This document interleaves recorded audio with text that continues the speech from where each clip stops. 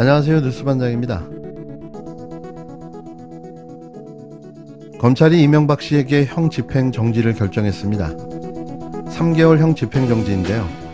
우선 짧게 형 집행 정지를 내어주고 국민 여론을 봐가며 사면하려는 의도로 보입니다. 몇 달 후인 이번 8.15 광복절 때 특별 사면을 할 텐데요.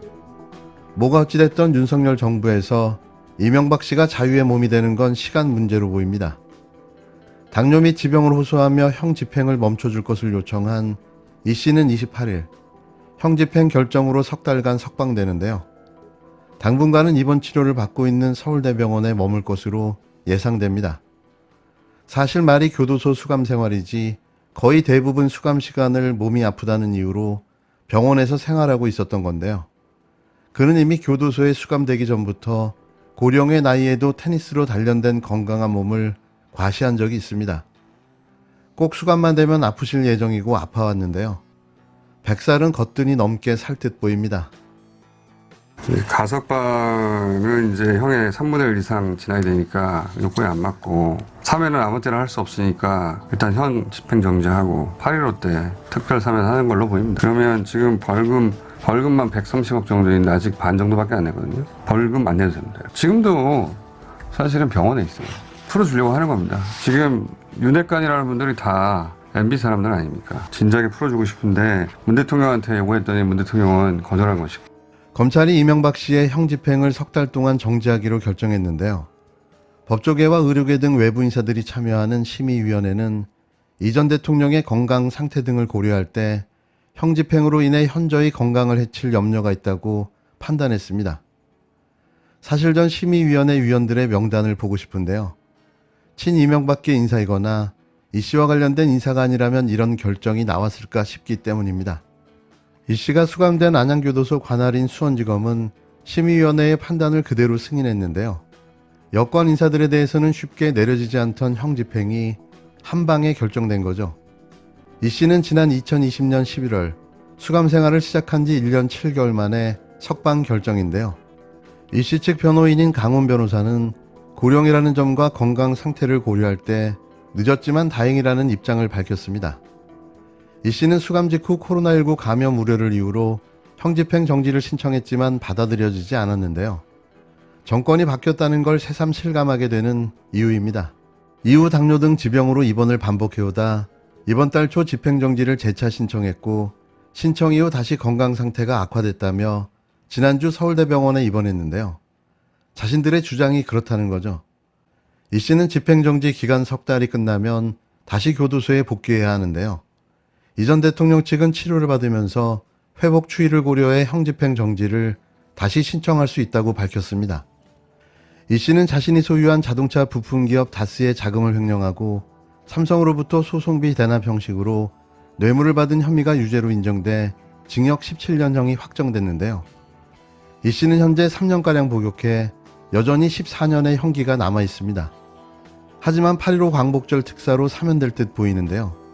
그 몇 달을 못 참고 자신의 존재감을 알리며 나를 빨리 사면하라는 신호를 윤석열 대통령과 윤핵관, 그러니까 친이계를 또 압박한 겁니다.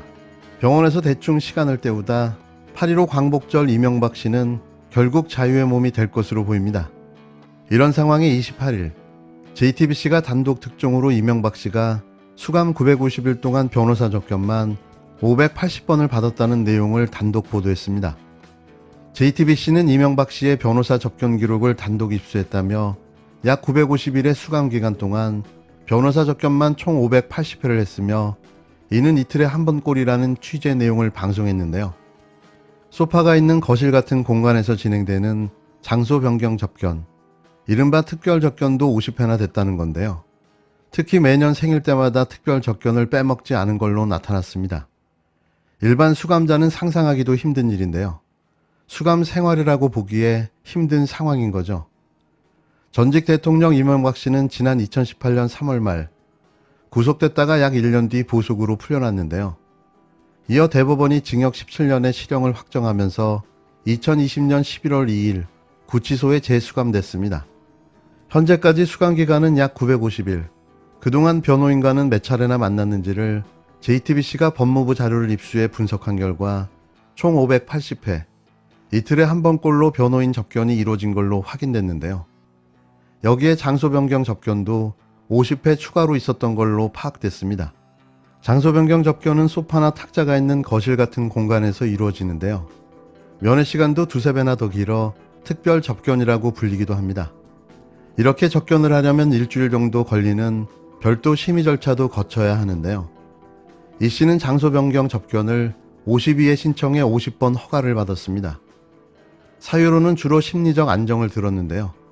기가 찰 일인 거죠. 또 이 씨는 2번의 생일을 구치소에서 보냈는데 생일 때마다 장소 변경 접견을 했습니다. 이렇게 잦은 접견은 일반 수용자에겐 쉽지 않은 일인데요. 변호사 비용 등이 부담일 뿐더러 절차도 굉장히 복잡하기 때문입니다.